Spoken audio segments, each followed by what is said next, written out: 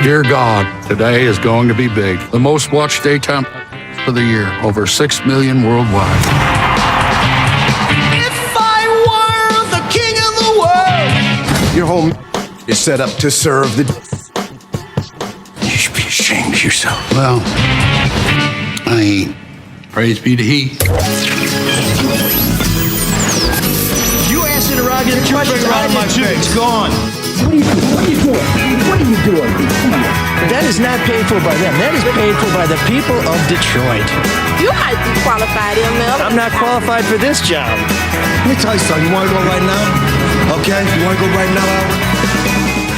Hey kids, it's your old pal ML Elric back with the Soul of Detroit. We are starting early today because we have a special guest, Craig Mauger, who's breaking some big news today. We're going to let him talk about that before he has to go and actually finish breaking that big news. But we're talking today about Lee Chatfield, the former Speaker of the House, who turns out to have been one of the most prolific fundraisers in Michigan legislative history. And I think we had an inkling about that.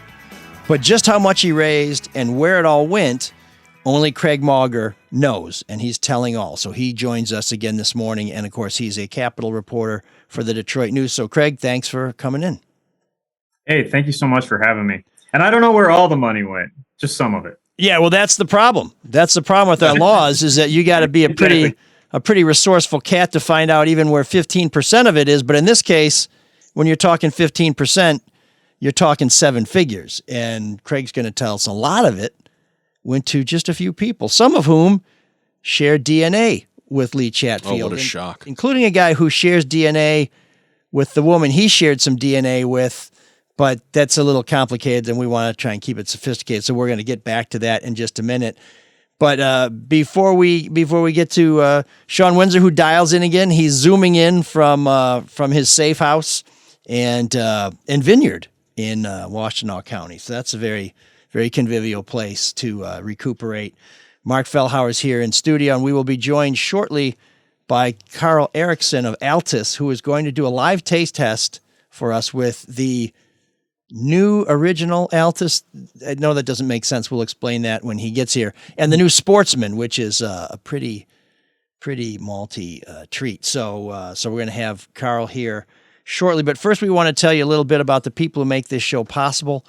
That is Luke Nowacki and Hall Financial, who have been generous to sponsor this show almost from the beginning. Hall Financial is where you can get a deal done fast, which you want to get a deal done fast because those interest rates are going up almost as we speak. Is that not correct, Mr. Fellhauer? Oh, that is correct. There's a degree in economics from the University of Michigan. Breaking news. Economics? I got a new read for him. Oh. I mean, no, I'm going to tell you all this stuff off the top of my head. Financial, the most client-focused mortgage company in the industry. They're now covering the cost of your appraisal, saving you up to $750. Over the last 2 years, home values have drastically increased, which means you could be sitting on thousands of dollars in untapped home equity. So right now, a cash-out refinance could help you get some money to pay off debt or start remodeling, do one of those home projects everyone loves doing. Take the next step and chat with the 5-star team at callhallfirst.com. They have nearly 5,000 5-star reviews. Why would you go anywhere else? Get started today. Once again, that's callhallfirst.com or call them 866-CALL-HALL. And when you call them, ask for Dan Morrison and let him know his pal ML Elric sent you. I was going to say they want me to do read one of the reviews, but I knew you used them, so you would give me a good one. Yeah, I gave him 2 5-star reviews, and if houses weren't so damn expensive, I'd be looking to do a third deal with them. But when you're unemployed, it's really a bad time to be purchasing property. But if anybody could make that deal work, it would be Dan over at Hall Financial. But the good thing is I'm a big saver, and so I can be unemployed for a little while because I've planned for the future. If you're someone who needs some help planning for the future, our pal Luke Nowacki is a good guy to call. Yeah, Pinnacle Wealth, 248-663-4740, and he's going to give you rational financial advice. The market is totally insane right now, all over the place. Stocks, bonds. How do you allocate that 401k? What do you do with a 529? All that fun stuff. Get advice. Get a strategy. Once again, Luke Nowacki, Pinnacle Wealth, 248-663-4748. Because Luke will make it all about you, sweetheart. Securities and investment advisory services offered through Royal Alliance Associates Inc. Member FINRA/SIPC. Royal Alliance Associates Inc. is separately owned, and other entities and/or marketing names, products, or services referenced here are independent of Royal Alliance Associates Inc. Yeah. So there's a different sweetheart that has Lee Chatfield in the news. Often when our speakers of the House leave, and it happens every 2 years because of term limits, it's like a revolving door, they get into lobbying, and we really don't hear that much about him. Lee's had a few problems. He made some comments about same-sex relationships that cost him a job, a very lucrative job, working in southeastern Michigan. And then it was his sweetheart, who happened to be his brother's wife, so that's a little creepy, who got him in trouble with well, I guess, I don't know, at one time the Republican Party was really big on morals, and maybe they're not anymore, because he admitted to, well, yeah, I did have sex with that woman, but I had sex with a lot of women, and I didn't have it with her when she was underage, so I guess that's okay. We're not the fun police, so you guys can work that out on your own time. But this also opened a window into his lifestyle, both as speaker and beyond, showing that he raised a lot of money. Nobody knows more about political fundraising in the state than Craig Mauger of the Detroit News, who reported that through various entities, Chatfield raised $7 million, and nearly $1 million of that money went to the Friends and Family Plan. So, Craig, take it away.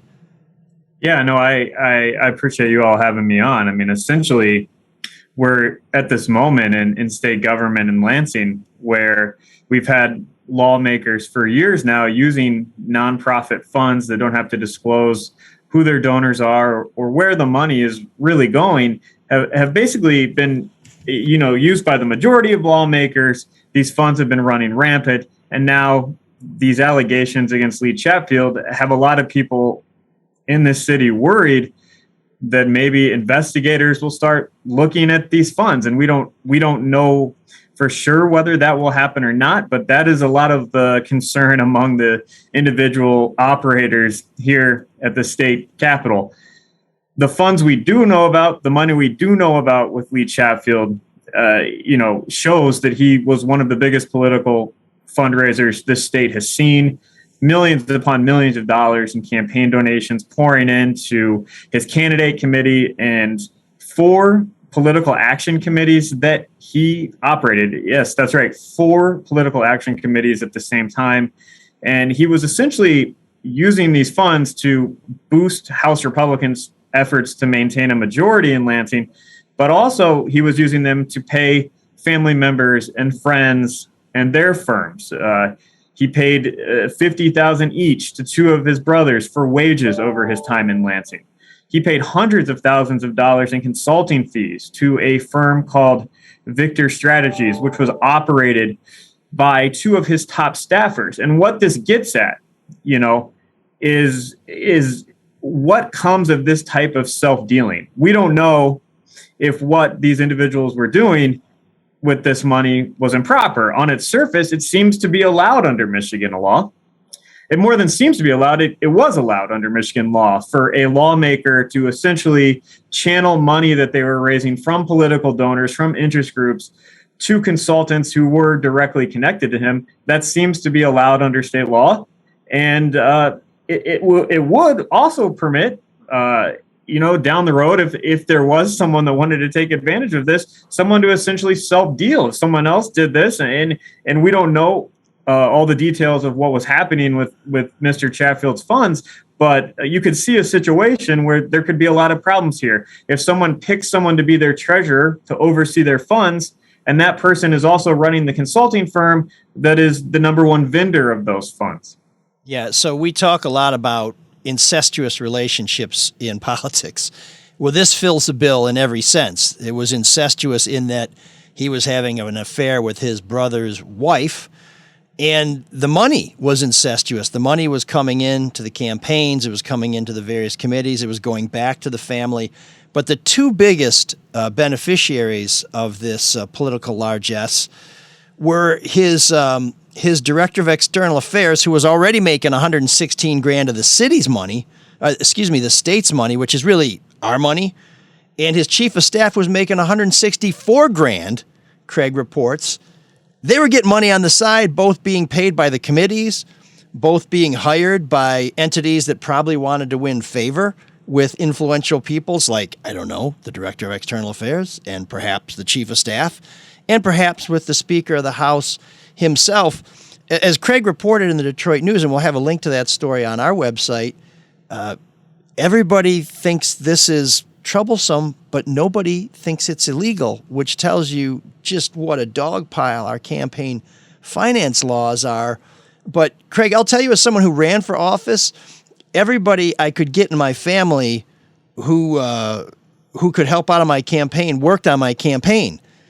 You know how much they got paid? Zero. In fact, my wife took a leave of absence for a couple of months to do some back office stuff just to kind of organize some things. She wasn't being paid by her employer, and we didn't cover her salary because when you run for office, it's understood that your family is a part of the campaign and that you're running for office to help other people, not to help feather your family's nest. How often do you see this where people use campaign funds to basically write checks to their kinfolk? It does not happen very often. I mean, there are definitely situations where lawmakers' campaigns will reimburse themselves or a family member for something that was related to holding office. You know, let's say your family member bought a ticket to like a political dinner and you, the office holder, were going to attend. You reimburse that person the $50 for the ticket because it's a political expense. Stuff like that happens. But when it comes to family members being paid wages to actually work for the campaign, that is extremely rare. And it's exactly because of what you're talking about. For the wide majority of these lawmakers serving in Lansing, they're not as influential as Lee Chatfield was. You know, the Speaker of the House decides what bills get voted on. That is in his court to decide. Most lawmakers don't have that kind of power. And most lawmakers depend on their family members to work for their campaigns as volunteers. I had one lawmaker, Senator Ed McBroom, who said, you know, he would never think about paying someone like his staff members or family members this kind of money because he was scrimping for every dollar that he could raise to run his campaign. He said he would be lucky to give his volunteers pizza at the end of a day of door knocking. So this is very unusual. And it's extraordinary that these Menards, and if I had a better singing voice, I'd say make big money with Menards. They were paid handsomely by the state to do what, in my experience, has been a very full-time job. If you're chief of staff for the Speaker of the House, that really is an 80-hour-a-week job. But on the side, they were running a consulting firm, and they were taking all kinds of contracts. Have you ever seen anything like that? I mean, how did they explain this? Yeah, I have not seen anything to this extent in state government. They have not really explained themselves. I mean, Annie and Rob Menard have been very quiet through all of this. They haven't answered my questions. They haven't answered other reporters' questions. Actually, Annie Menard is still on the state payroll last time I checked, which was last week, making $40,000 as an event and affairs coordinator and appears to still have her consulting business going. Well, how could she just scrimp by on what the taxpayers are giving her? I mean, she's got to have the side hustle. Mm-hmm. And she's the treasurer. I mean, I don't even know what anybody's official title is. She was the treasurer for his political action committees. Is that what she was? She was the treasurer for 4 of the PACs. She was also heavily involved in nonprofit organizations, at least one that was directly tied to Lee Chatfield. She was listed as the main agent for one of these nonprofits. Her consulting firm, Victor Strategies, was paid in 1 year in 2020, $150,000 by this nonprofit, the Peninsula Fund. So, I mean, all signs are with that nonprofit, which was raising hundreds of thousands of dollars, that she was crucial to deciding what that organization was up to. And again, with that one, we don't know all the details of how it was spending its money. We know that it was spending lots of money on trips.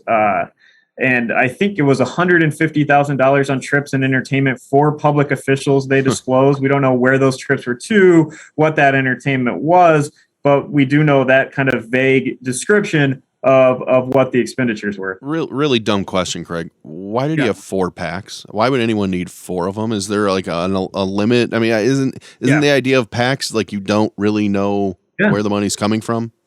Yeah, that's a great question. So with these PACs, we do know these PACs are different from the nonprofit in that we do know where the money's coming from. Okay. Why have 4 of them? Well, excellent question. And it's because he was such a good fundraiser. And this is rare in state politics as well. The PACs can take in unlimited amounts of money from donors. So if a donor wants to go to the PAC and say, here's $1 million, the donor can do that.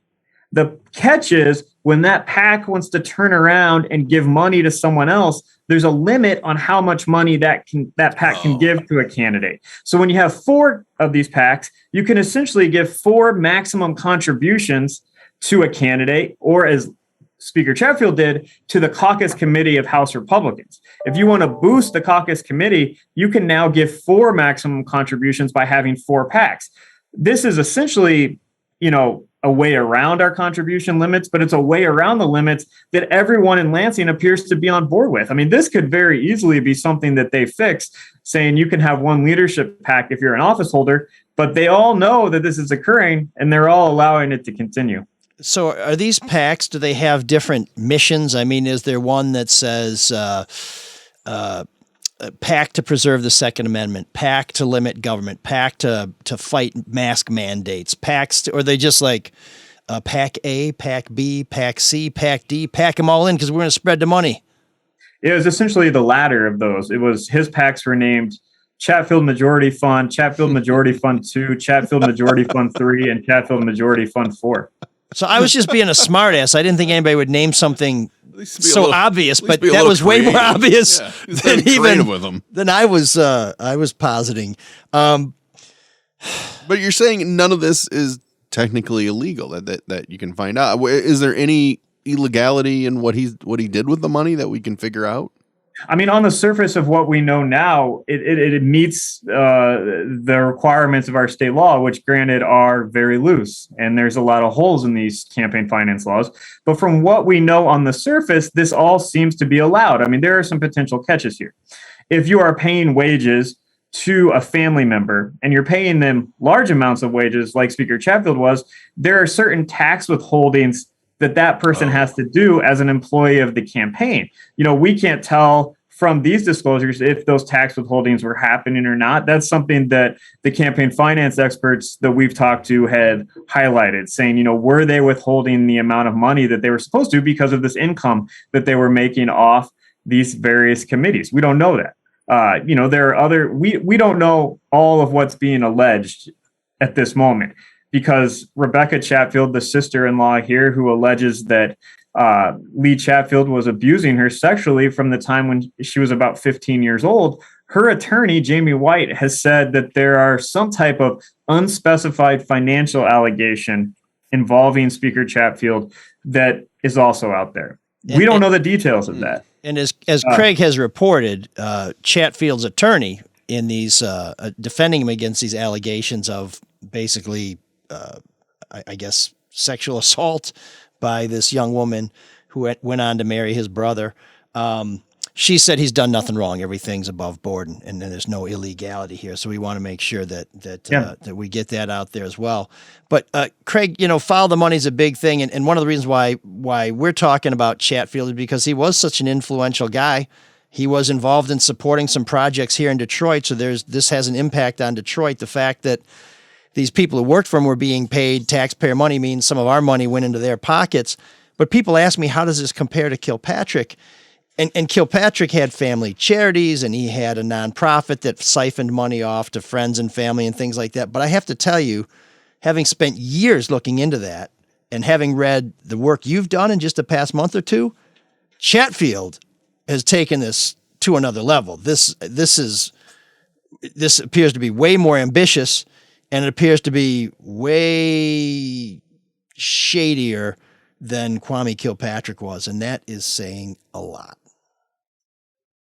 Yeah, and it's a fascinating situation too. As your listeners are thinking about this, this is in some ways the tip of the iceberg in terms of all of the fundraising that happens in Lansing. I mean, we are somewhat rare among other states where such a large number of the lawmakers who serve a block from where I'm talking to you right now in the state capitol have these nonprofit fundraising accounts where they're raising money from people that we don't know who those people are. We don't know what they're doing with the money. We don't know if they're giving it to family members to do things. We don't know if they're spending on things that are loosely tied to their obligations than they should be. We have no idea because there are no disclosures for these groups that let us have a window into that.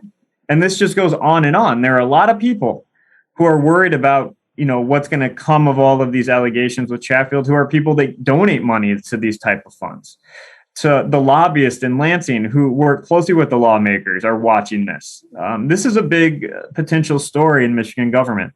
This state is notorious for not being very transparent when it comes to government, from where the governor's going herself. And I mean, we learned all that a while ago with the whole plane thing, to this situation with Chatfield. Is there any reason to think this will ever change? Because it benefits the people that make the rules. It benefits the people who make the rules. I think this Chatfield situation is going to spur more talk about reforms. It already has. Senator Ed McBroom, the Senate Oversight Chairman, has been talking about introducing some type of bill that would limit the amount of money that these type of accounts can pay family members and staff. Who knows if the legislature as a whole will be on board with that. Ethics proposals were not a big part of Governor Whitmer's State of the State speech. If she wanted to highlight that issue last month, she could have. She chose not to. At the end of the day, the people who run the state legislature know how to fix these things. They know the bills that they could take up to change what's happening, and they're currently and have been for years choosing not to do that, and that's just the facts of the matter.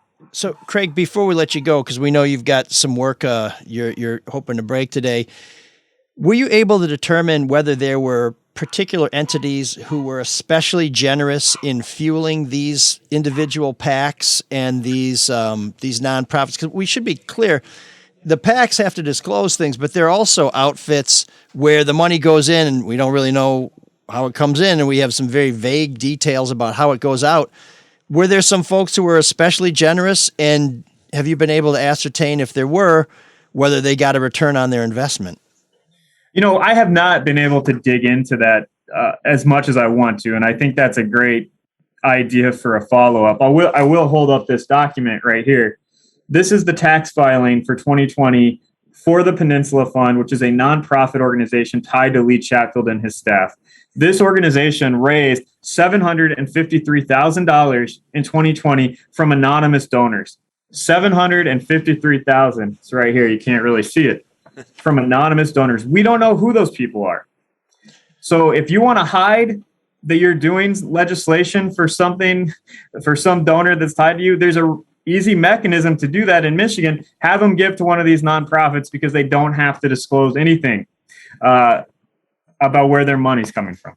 Yeah, it's an outrageous situation and apparently totally legal, which is even more outrageous. Craig, before we let you go, what's the next big scoop coming out of Craig Mauger at the Detroit News? We have a story today in the news. Go out and read it on our website if you can, about this push that Donald Trump's campaign was involved with to have Republican presidential electors submit a certificate claiming that Michigan voted for Donald Trump in the 2020 presidential election. We've gotten our hands on some emails that we're detailing in our story today. So thanks for the opportunity to plug that important piece. Yeah, so check that out at debtnews.com. We'll have a link to all of Craig's stories that we're talking about on our website, which is mlsoulofdetroit.com. Craig, thanks for coming. I know you got to work, but keep breaking the big stories. This was a story, the affair with Lee Chatfield and his sister-in-law was broken originally by another news organization, but like all great reporters, Craig said, nice job, now I'm going to steal this from you.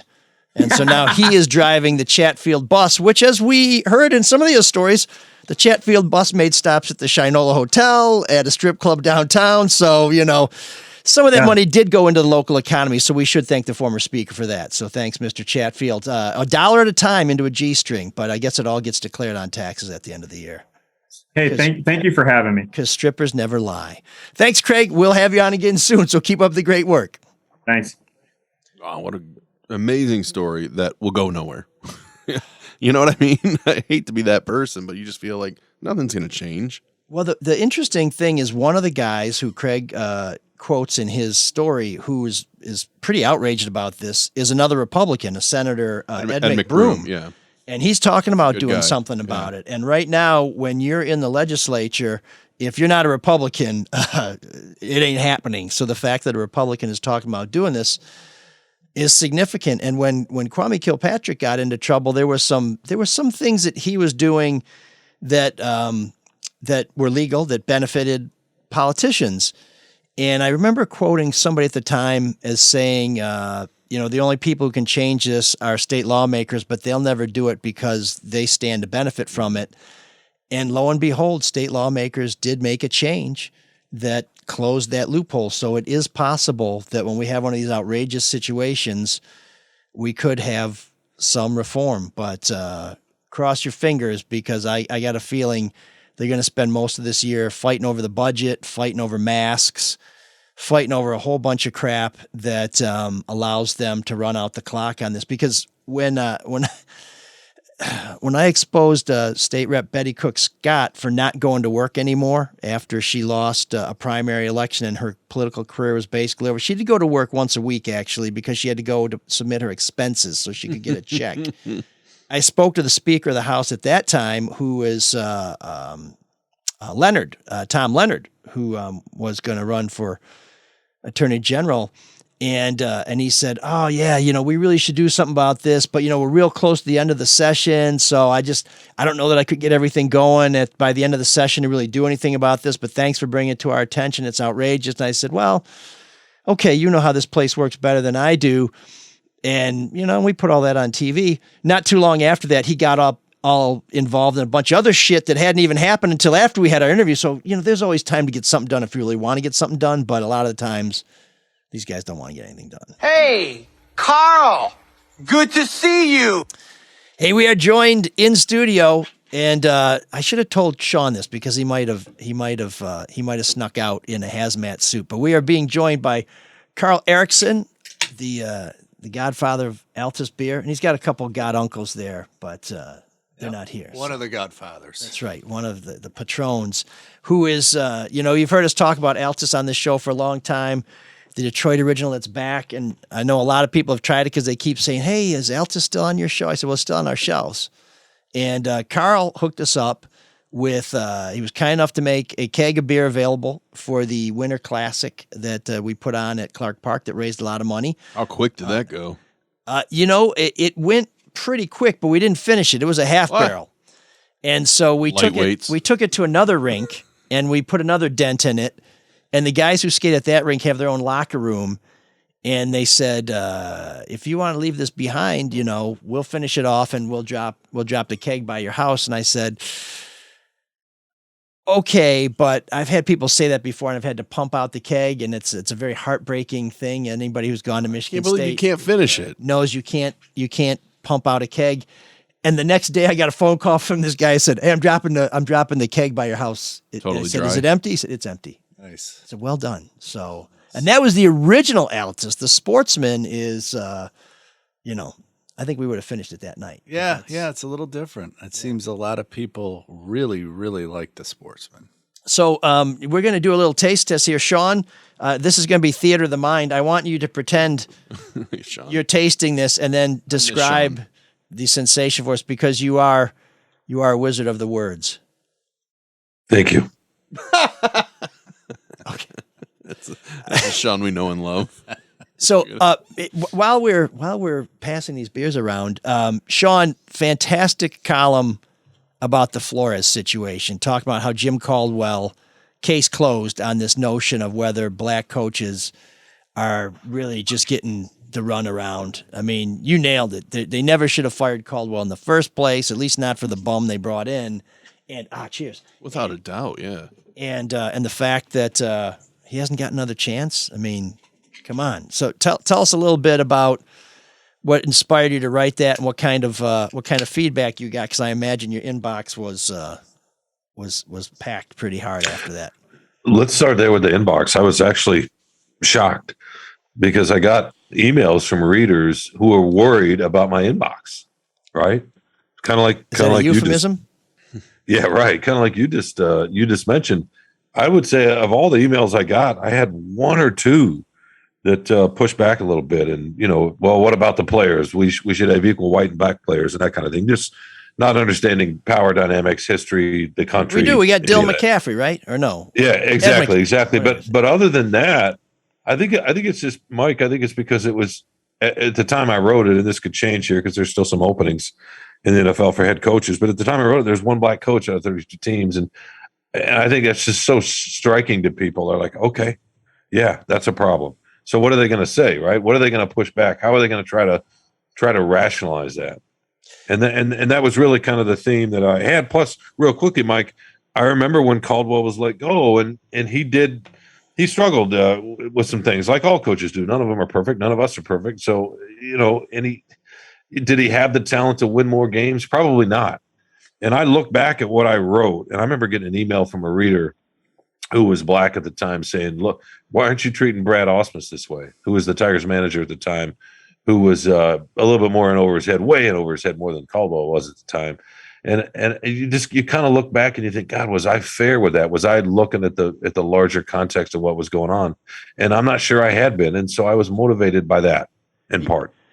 And I remember when Caldwell.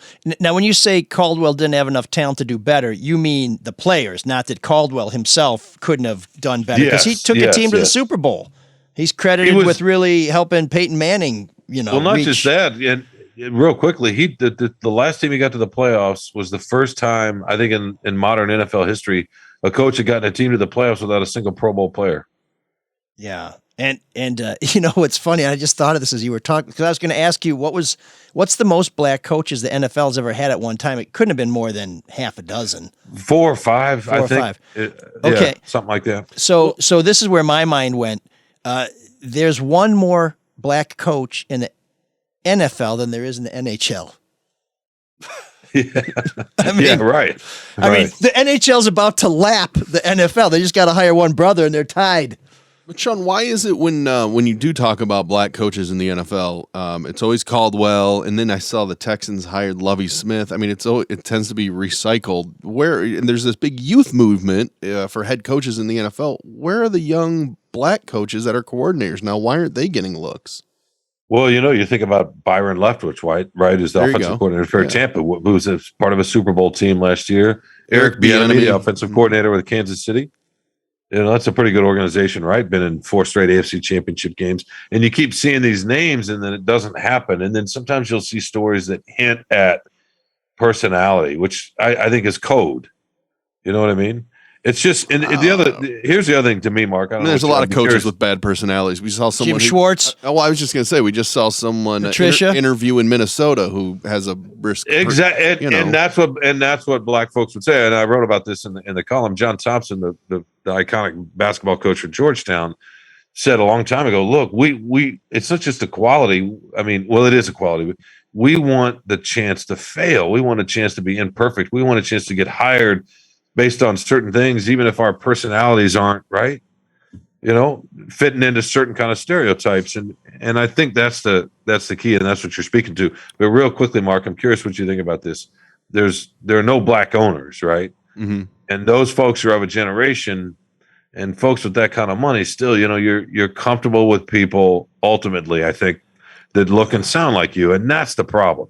And the ownership in the NFL still reflects the larger issues in our society. I mean, and I think that's the issue. It may be. I feel like sometimes that's a little too simplistic to say. I mean, there are a lot of black general managers. I mean, we have one here in Detroit. I mean, there's one in Minnesota. There are a bunch of people in the front office that are, but coaching, it's really weird to me. And so I was thinking about this, and hear me out, and maybe this is a flawed theory, but there's this big youth movement among coaches. And when you look at these young coaches head coaches of these NFL teams, they didn't really have a playing career. So they must have started a lot younger in their coaching routine. Does that have anything to do with it? Like they work their way up the ranks, and where maybe some black players that would be black coaches just are still playing? Well, I mean, there are plenty of young coordinators, but yes, it is also a matter of opportunity at the coordinator level and who gets promoted. And the examples I just gave you with Leftwich, and although he was a quarterback, obviously, in the NFL, and Bieniemy was a player, but You're right. I think that there's a lack of opportunity there too, and that's reflected. But I really do believe until we see a change with the owners in the NFL and have that be a little bit more reflective of what's the right word here, Mike? Just the demographics and the changing sort of tide in our country, then we're really not going to see that kind of change. The NBA is very different, right? The ownership's a little bit different there. Well, and this kind of applies to all people. There was a book written about, I think it was about admissions at Yale, and in the early 1900s, you're like, wow, we have a lot of WASPs going to Yale. So how are we going to change this? Well, we got to diversify our board of trustees and the people in admissions. And so they did. And at that time, it's like, well, we're still not going to have anybody who doesn't look like us. So we'll let some Jewish guys on the board. So they did. And then they started getting a lot of Jewish people going to Yale. And then, everybody tends to favor their own kind, either intentionally or just because there's some sort of ingrained pathways there. But, it's highly unlikely that we're going to get more diversity ranks in the NFL because we're going to come up with half a dozen black owners of football teams. I think I heard that the Broncos are worth $4 billion. I mean, sure, but you can find an ownership group that is maybe a diverse ownership group, maybe led by Kanye to buy it. Well, no, but that's well, they'd have to play in the AFC West, I guess, then, right? No, but the idea that you're bringing up an entertainer, right? And I'm not getting on you, Mark, but that's what we're talking about, right? The opportunity and black folks Byron that have that Allen. kind of money, right? Oprah. To buy teams. Yeah. But hopefully we don't have to wait for that, because I think this is an issue that we need solved before a bunch of ownership groups come together and a bunch of old dudes want to let go of their teams. I mean, these teams get handed down like bad genes in a poor family. How much do you think this lawsuit from Flores really hurts the NFL? I don't. That's a good question, Mark. I think in the long run it'll help the NFL, right? I mean, because we're talking about it here.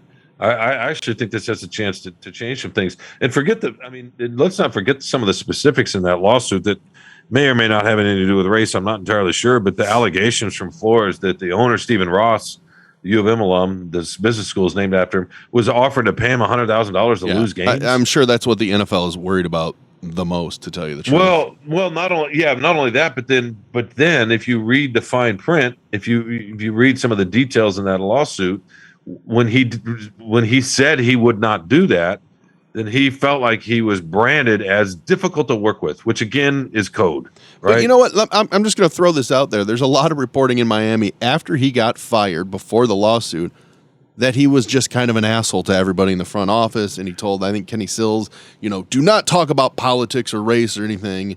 And so, there might be a possibility that regardless of his ethnicity, that he was hard to work with and was kind of an asshole. Yeah, so was Rick Carlisle. So real quickly, the point is, Rick Carlisle took the Mavericks to a championship. Sure, doesn't mean I thought he was doing a good job as a coach, but obviously we don't see all the behind the scenes stuff that the Rick staff. Carlisle's still in the NBA, right? Yeah. I mean, that's what I mean. Yeah, he admitted to being an notoriously asshole, difficult. and he's gotten chance after chance. And that's the point. Black he also folks deserved a chance to be a prick. I think Flores could have gotten that. Coach. I think he could have gotten that job in Houston until he filed a lawsuit. Maybe, but I like the sacrifice that he made because he knew that was going to cost his career. Yeah, no, I could see a college team hiring him. So, Shawn, what do you think of that Sportsman? You've had a chance to swish it around a little bit, let it hit your palate. I think it's smooth, a little earthy. It's delicious. Carl, is that what the I don't know about connoisseurs earthy. would say? Smooth, yes. Earthy. How is it different from the regular one? Well, everything's earthy. There you go. The malt is toasted in this, and there's a little bit less hops than in the Altus original. So you get a nice kind of malty, toasty flavor at the beginning with a nice crisp finish, but not the crispier finish that you get in Altus. So that's earthy. That's the first thing that Carl, and I'm not a beer connoisseur. I'm pretty much. Is there a beer in front of me that's a good beer? Yeah. When we had the exchange of the keg, I gave him an empty one. He gave me a full one. That's how they do it at Altus. Mm-hmm. You buy one keg, and it's the never ending cornucopia.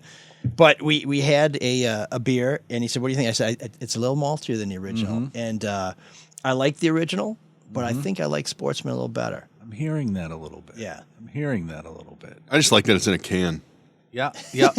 and not a bottle. There's a reason for that. Really? Oh, yeah. Cost? No. Oh. Cans are more expensive. Really? And you're seeing it across the beer industry. A lot of different breweries are going to cans. For the number one reason is the beer lasts longer. Light doesn't hit it, and it seals better than a bottle.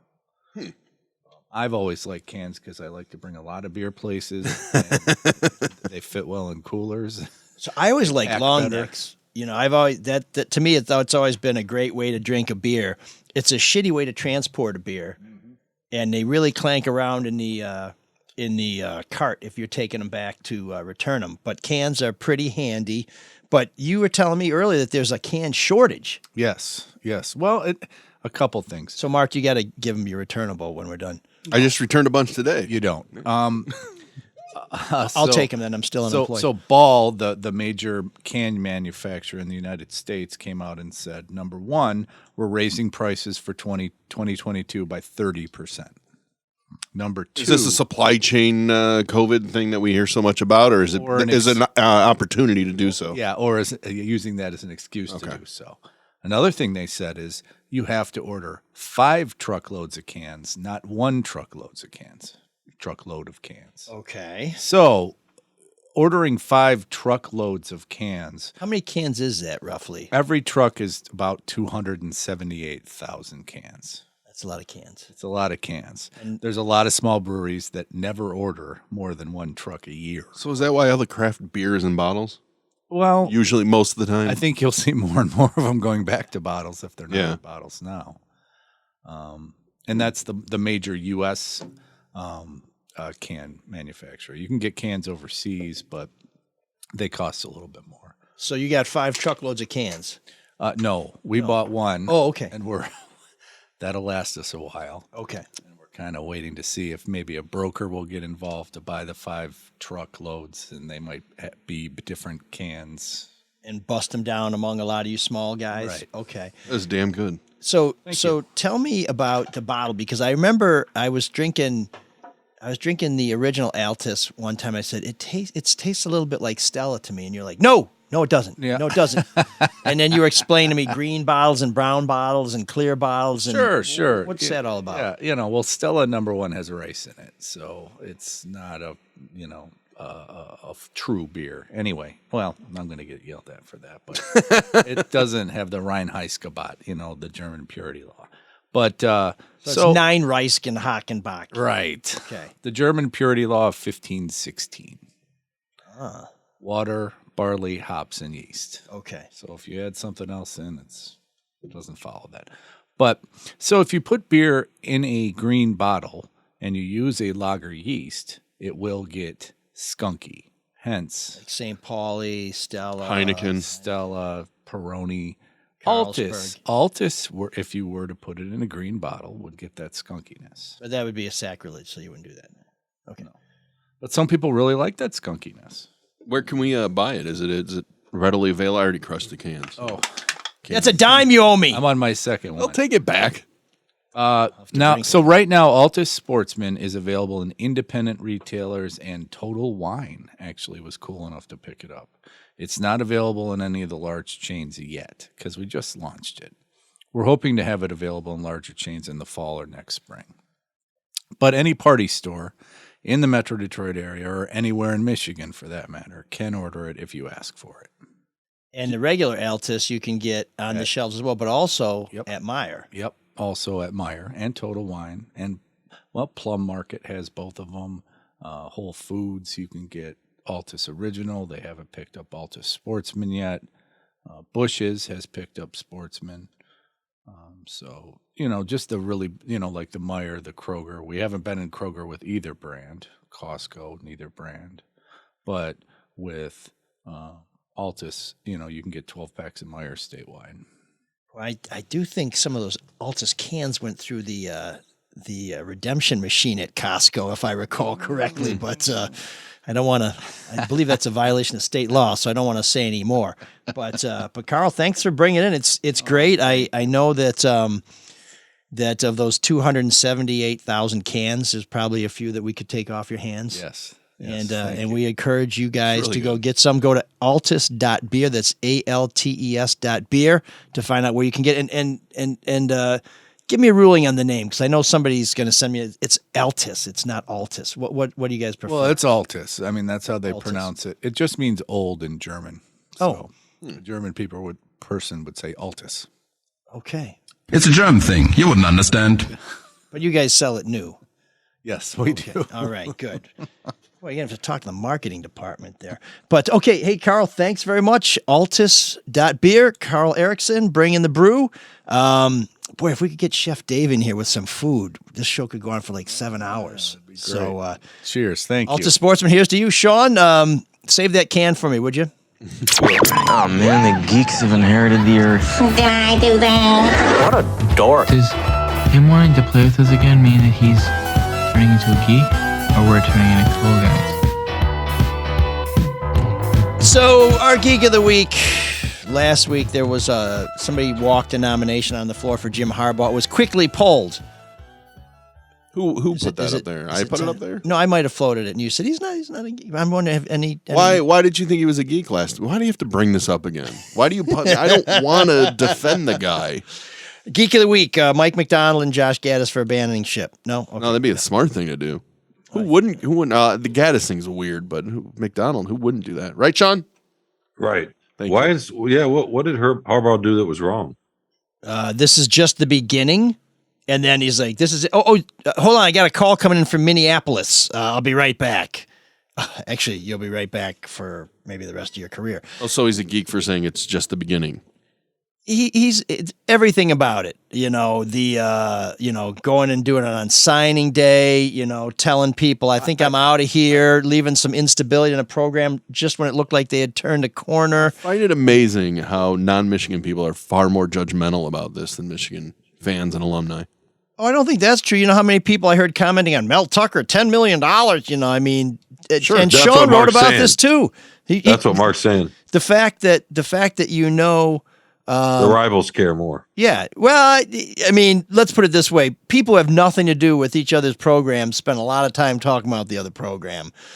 I don't. I just think Jim Harbaugh's a geek. I don't know about that. I didn't even know until Mark brought up that he was a coach at Michigan. No, I didn't know it because nobody's got it. Lame joke. Sorry. But he's not our Geek of the Week because he does something almost on a weekly basis to qualify. So we just gotta call the herd here. Before Jim Harbaugh, Twin City Gate, I don't know. There was Pizzagate, the totally made up, whacked out right-wing claim that Hillary Clinton and her henchmen were running a child sex ring in the basement of a Washington, D.C. pizzeria that, by the way, doesn't even have a basement. They do have pizza.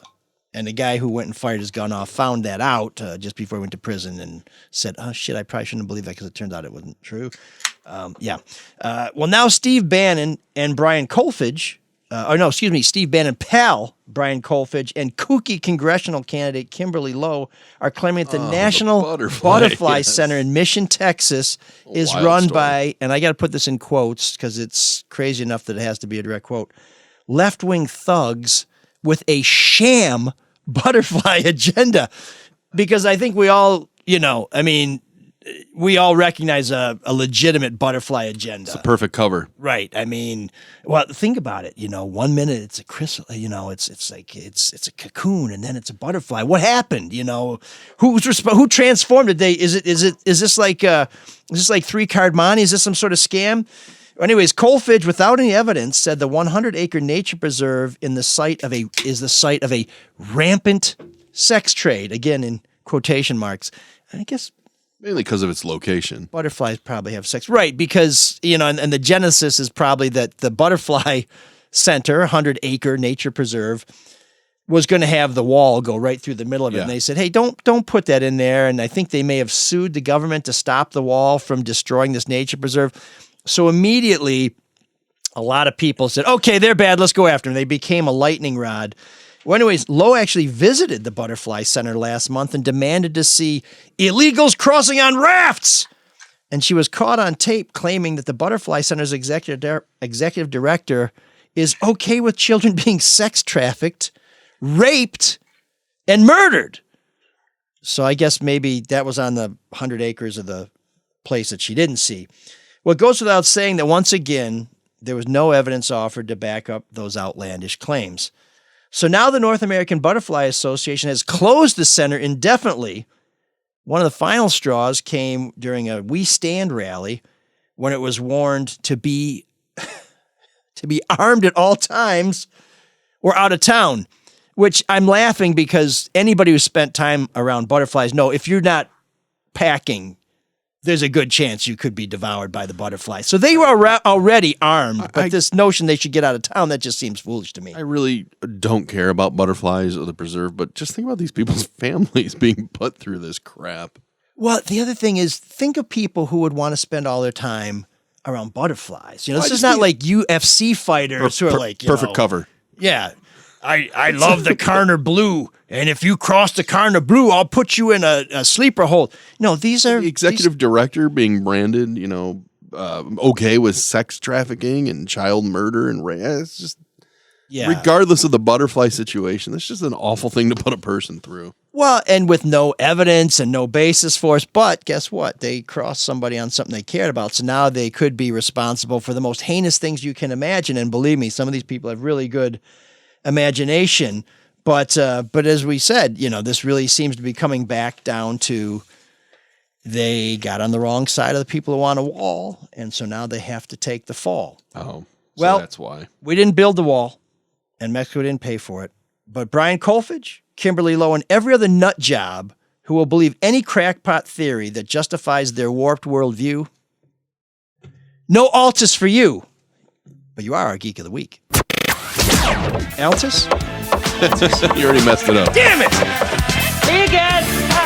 There's an all-night party in room 7609. And you can dance together all night if you've got the time.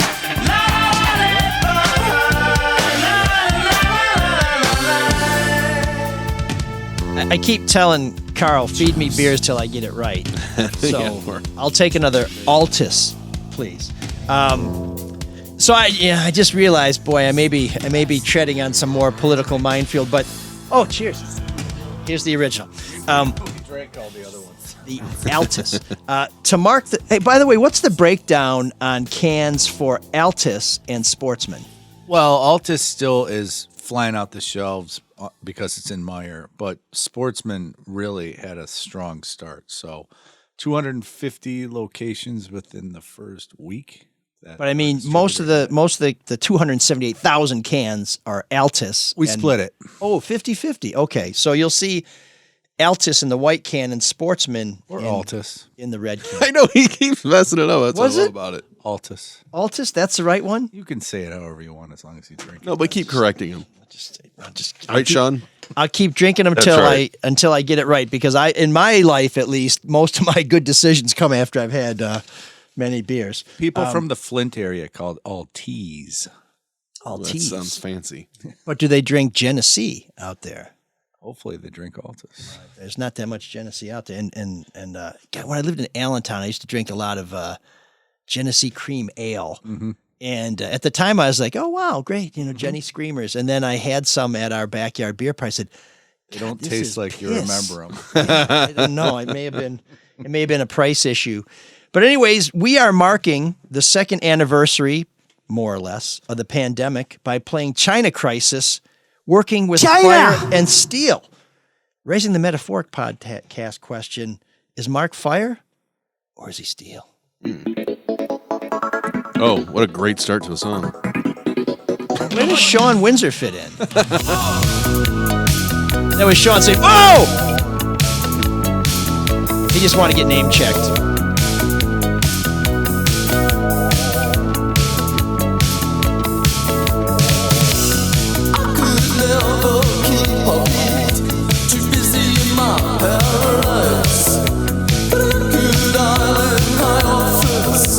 Something that got all place inside.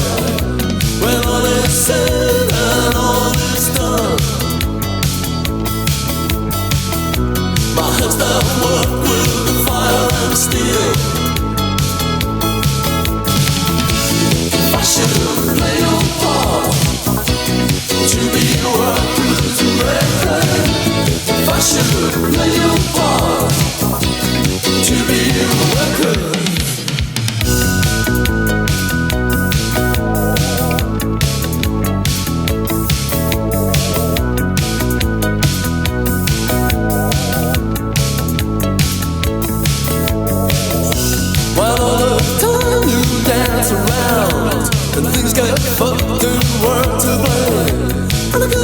everything political blue.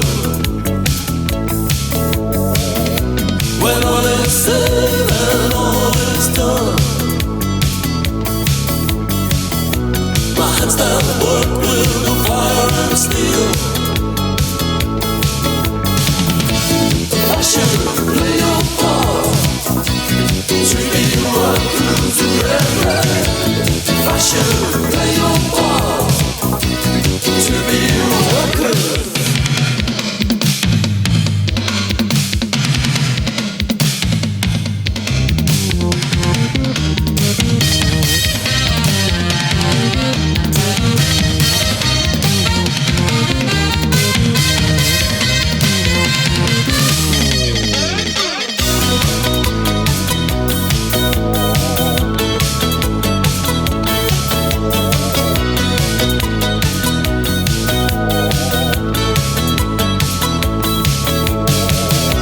When all is said and all is done,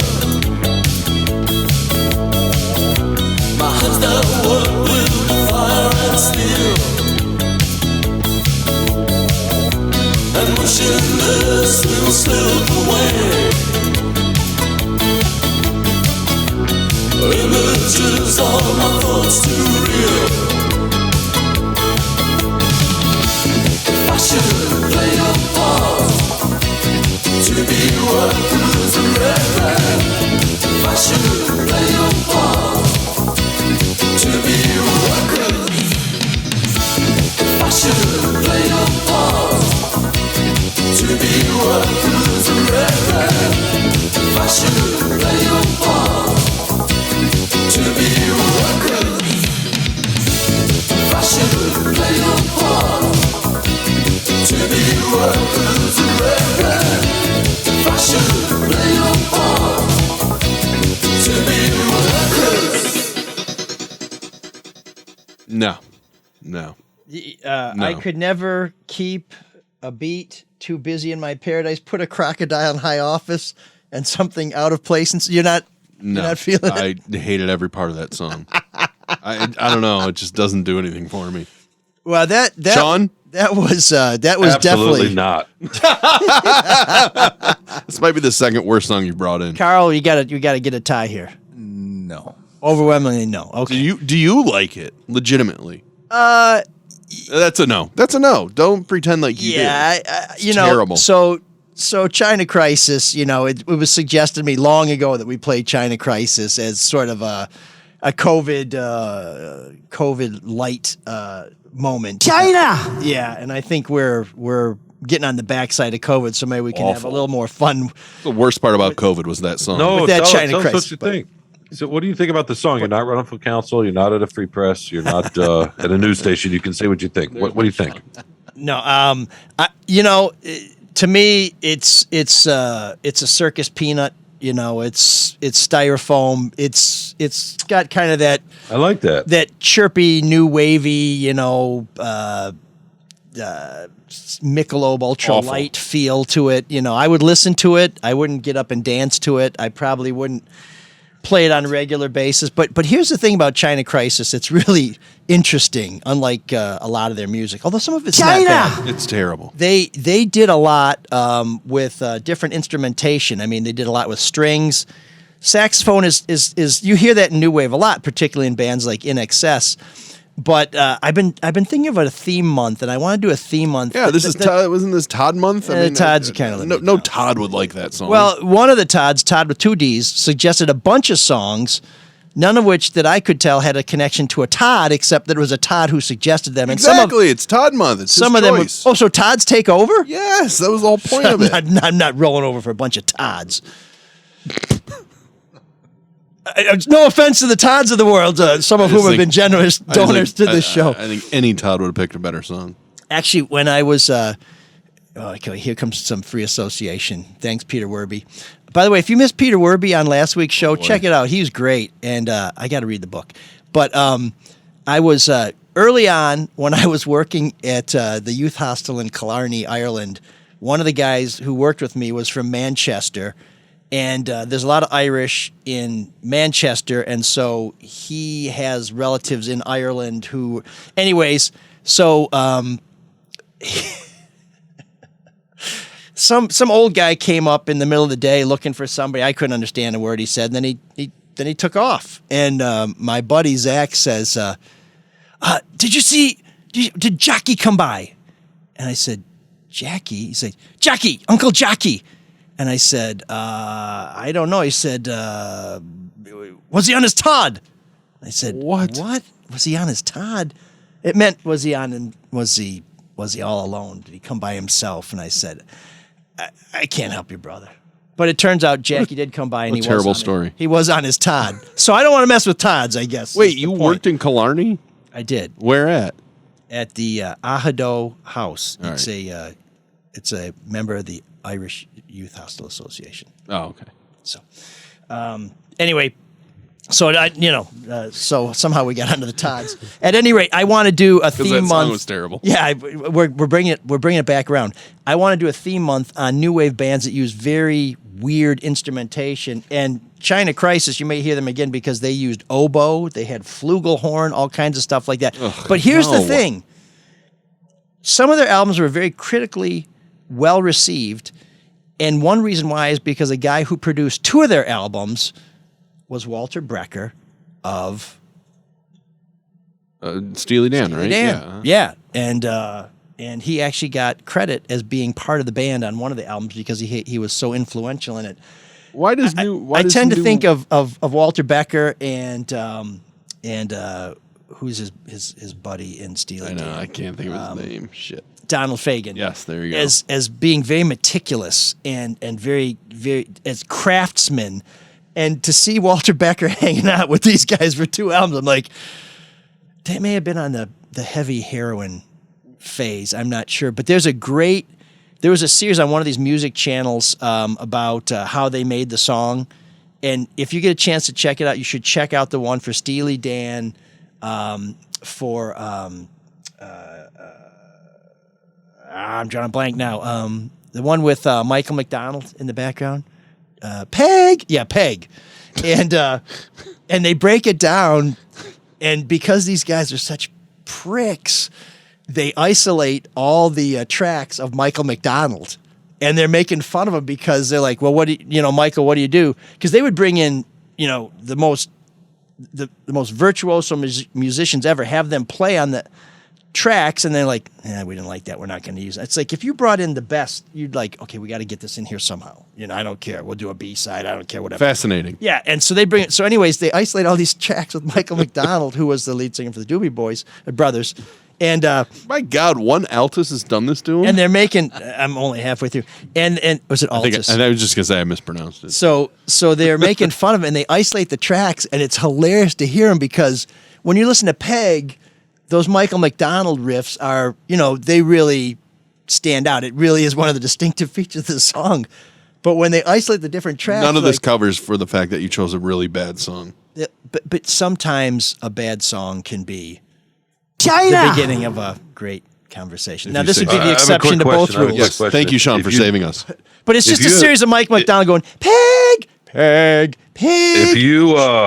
If you do the theme month with this kind of stuff, is it going to be accompanied by the wonderful story you just told about Ireland? I will be on my Todd. Can we just have Shawn pick the songs for a month? Shawn month? I've had enough of the Talking Heads. Care to respond? The name of this album is The Talking Heads. No, no Talking Heads. I don't know. If Shawn wants to, as we say now, curate Room 7609, I'm more than happy to pass the baton. Play more church. The church. Yeah, but we've already played some church. We gotta bring some new stuff in. This is supposed to be a voyage of discovery. Play Jim James. Jim James. Okay. Other than having unimaginative parents, who is he? Literally writing it down. I am. Who is he?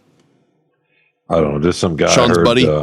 Yeah, it's. I don't know if I like his music or not. I just heard one song I thought was pretty great, but I'm not sure it would quite fit Mike's parameters. Hey, we're willing to expand horizons. I'll look for Jim James. This isn't the Kool-Aid guy, is it? It's called "Here in Spirit" is the song, Mark. All right. Is it new wave or is it just a song you like? It's a song I like. I don't know. I don't think you'd consider it new wave, but Does it have a didgeridoo in it? Is it terrible? no, listen to it. Then for a it's not second. new wave. Thank you for making me a prop. So much hurtfulness. Mark. It's funny you've made new wave worse to me, ML. Wow. So we've solved another mystery here. How many Altus does it take to make Mark a mean drunk? It's about 1 1/3. By the way, does Sportsman have more alcohol than the regular? No, It's it's 5%. 5%. Yeah, is that okay? You okay with that? No, it's good. I just like to know these things. Pussy. Thanks, Shawn.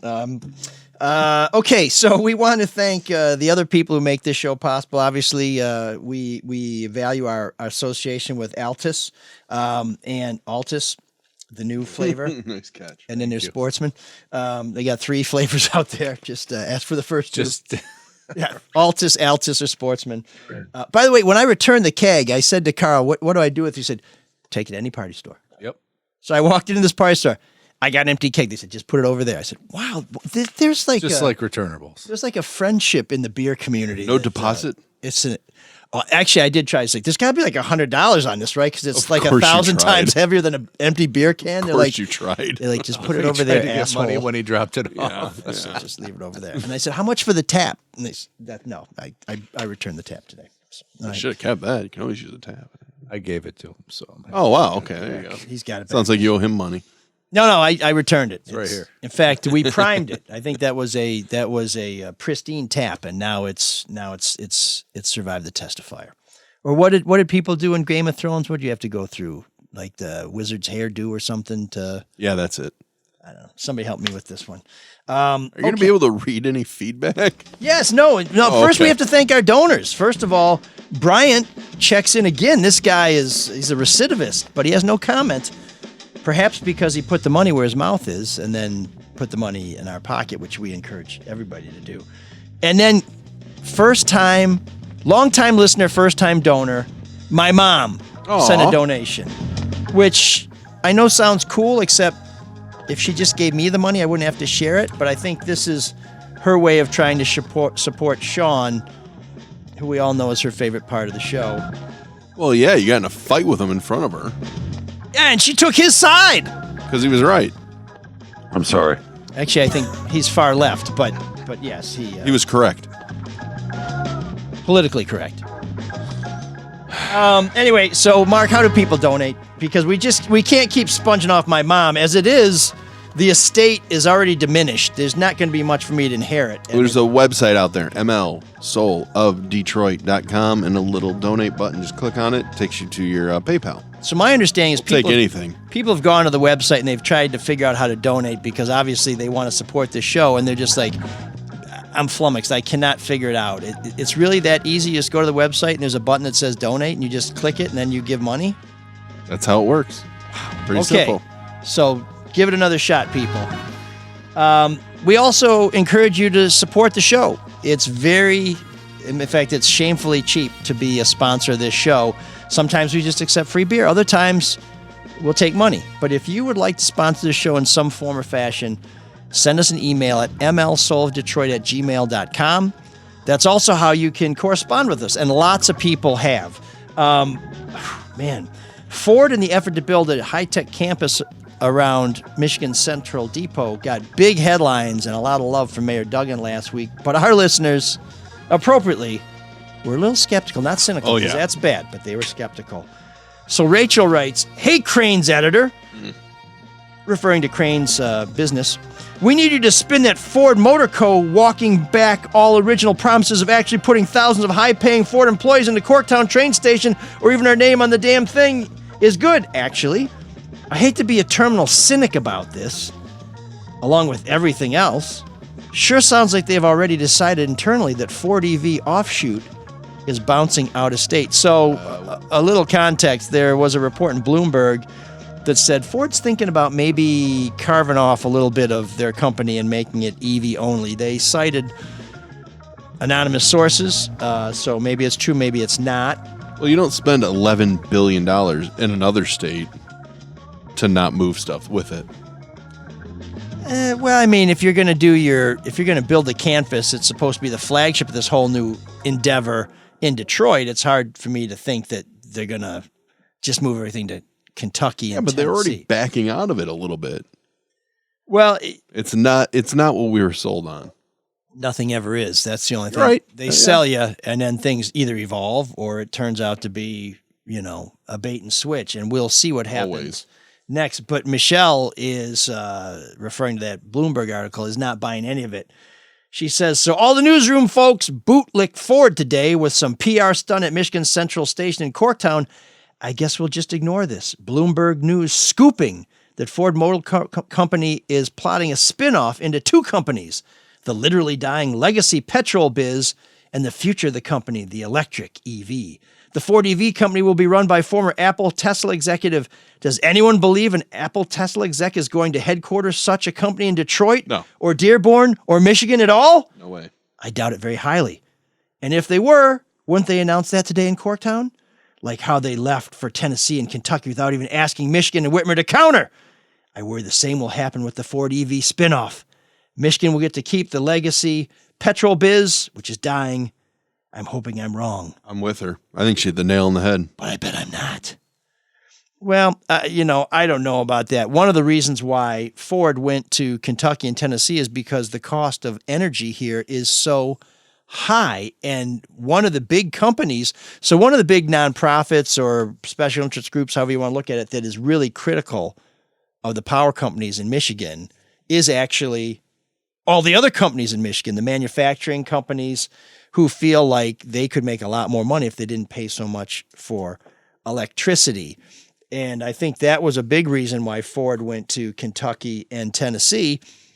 And I think since then we've seen the state pivot and work really hard to get GM to do some of their EV and their battery stuff here in Michigan. It was the best leverage GM got, man. Well, exactly. It's sort of, it's sort of like you didn't get the job you wanted and the bills are mounting and somebody offers you a job you don't want. And you're like, okay, I'll take it. I'm not saying I'm there yet. But I don't know. This thing's a mess. Got too personal there for me. Honestly, I'm scared as to what's going to happen with Ford here. Well, the only time that I recall auto company splitting in half was when GM created the legacy company with all the debt. Yeah. As part of the bankruptcy. So there is a precedent for companies. There's a whole financial deal. Though. Yeah, and that was part of the federal bailout. Sure. But one reason I can see Ford not saying, hey, by the way, we're going to split into two companies now. Stand by is the F listing on the New York Stock Exchange would have gone through the floor. And I think that stock has been making a comeback. And I think the Ford family, which owns some preferred shares of that, probably do not want to see that stock bottom out. So if they're going to do it, I'm not saying they're not going to do it. Again, the sourcing on the Bloomberg story, a little thin, but who knows? Somebody talked and maybe they're going to be the prophet here. PROPHET. But yeah, I wouldn't have announced that then either. So it could still happen. But anyways, Rachel and Michelle, very concerned. And Mark.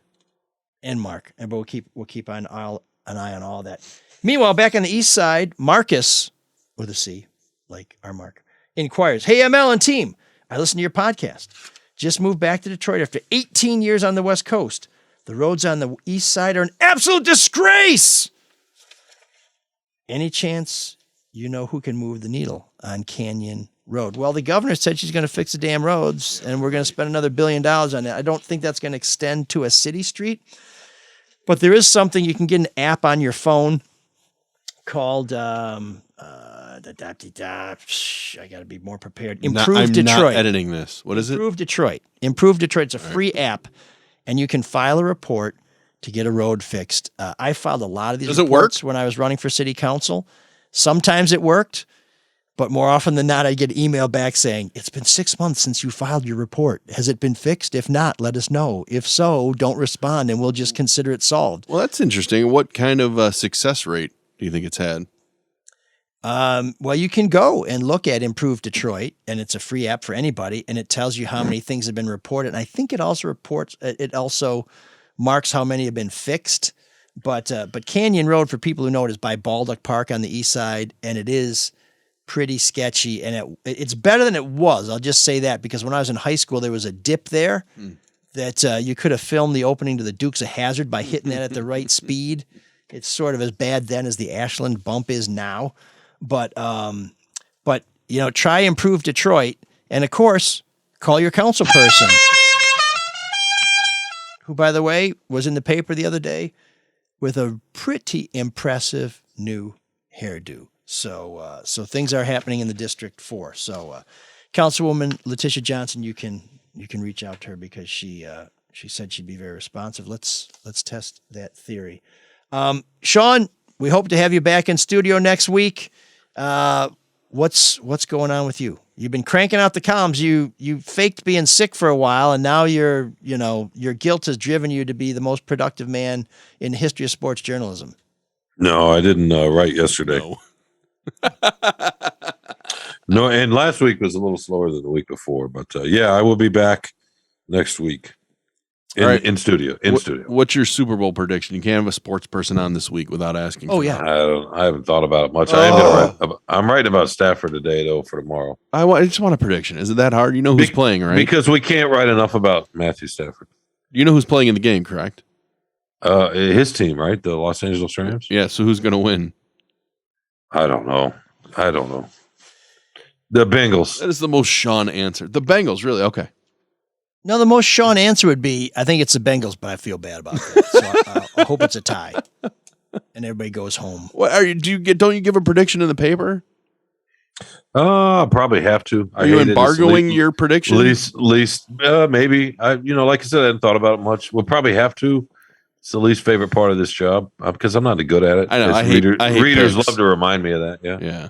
Oh, by the way, I was listening to Drew and Mike the other day, and somebody said that Matt Stafford has never lost a bowl game. Excuse me? I think the Georgia Bulldogs lost to your Michigan State Spartans. Oh, really? Yes. That in was fact, Maz they away. lost. Didn't Maz say that? They lost he took it from, like everything, Maz. He took it for free from somebody. By the way, Carl, if Maz is here, you better bring like a pallet of beer. He doesn't drink. Hey, I heard you got 278 cans of beer. That means you can spare $278,000 for Maz and my kids. He doesn't drink, but he would give it to other people. Yeah, exactly. It's just like, hey, I got a boy who'll hook you up with some beer. It's like, who was that? Somebody shows up at your house with a forklift, and it's like, I'm here for the beer. It's like, who the hell are you? It's like, Maz said you give me, a couple of pallets of beer. Anyway, he attributed that to LA sports writer, but I remember watching Michigan State make one of many amazing comebacks against the Bulldogs, and that's kind of when my skepticism of Stafford started, because I thought, you got this big arm, you got this SEC team, and you can't close the deal against a rising but still very undeveloped Michigan State program. Yeah, sorry. And this is the first year, actually, he has defied me. What do you mean? Well, because he's always never delivered. I've since that game, I've labeled him a buster. Please. You read it here first. I don't look. I've been very hard on him, but he's not a great quarterback. He's above average NFL quarterback, and he's good enough to win the Super Bowl, and he probably will. Incredible arm, but I don't know. So, anyways, okay, Shawn. What's going on in the Shawn and Carlos podcast? More nonsense. Okay, well that's great. How about that? We'll give you high marks for consistency. You did a much better job selling it. Yeah, and Shawn, by the way, right after you wrote your column, not long after you wrote your column, saying if Michigan State continues to play like this, they'll be very successful. They did not continue to play like that, and we're very unsuccessful. No, they didn't. So thanks for the curse. Well, the column I'd written a couple of days before that, I'm trying to think. Oh, yeah, Michigan went down and beat Indiana. Michigan State beat Wisconsin. I combined them into one column, and Michigan State fans were furious with me. And I thought, okay. Oh, a bunch of babies. Yeah. You know how it goes. I have no idea how it goes, but you'll explain that and more on the next episode of the Shawn and Carlos podcast. Yeah, it'll be riveting. Wow. No future in marketing. Okay. By the way, Mark, how do I sound? Because I'm talking into a very fancy Yeti. Sound good. Yeah. No, you sound good. If people don't listen to the words, you sound fantastic. The sound is good. By the way, just looked it up. Georgia beat Michigan State in the Capital One Bowl when Stafford was the quarterback, 24-12. Just saying. What? I'm looking at it right now. The internet's never wrong about anything. Georgia beat Michigan State in the Capital One Bowl. I'm looking at it right now. Stafford was the quarterback, 2009 from the 2008 season. 24-12. No. So take it back. Was D'Antonio the coach? Yes, he was the coach. I think Michigan State won that. I think that's wrong. Oh my God. Hey, Carl, help me out here. I know you're drinking the original Altus, which is why you're blind in one eye, not the one that you're selling now. You need to apologize. Good shit. Right. I don't recall. What bowl game did you think it was and what year? I just remember being at Dan Shine's house and the game was over. Would it be the Outback Bowl? Georgia missed a field goal. That was a different Georgia team, right? Yeah. Was it a different Georgia team? Yeah. Looks like it. Matthew Stafford, the quarterback of that team? No. Who was the quarterback? Are we talking about this Outback Bowl? I'm confused now.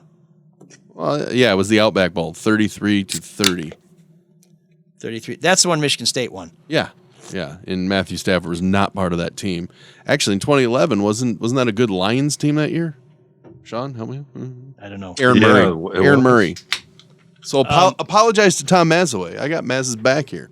Okay, so I'm not going to apologize for Stafford. I'm not going to apologize to Mazaway for being a relentless scrounger, and I'm not going to apologize to Matthew Stafford for being a guy who can't get it done, although he may prove me wrong, and I may owe him an apology next week. I love the fact that you didn't bother to look it up, too, either.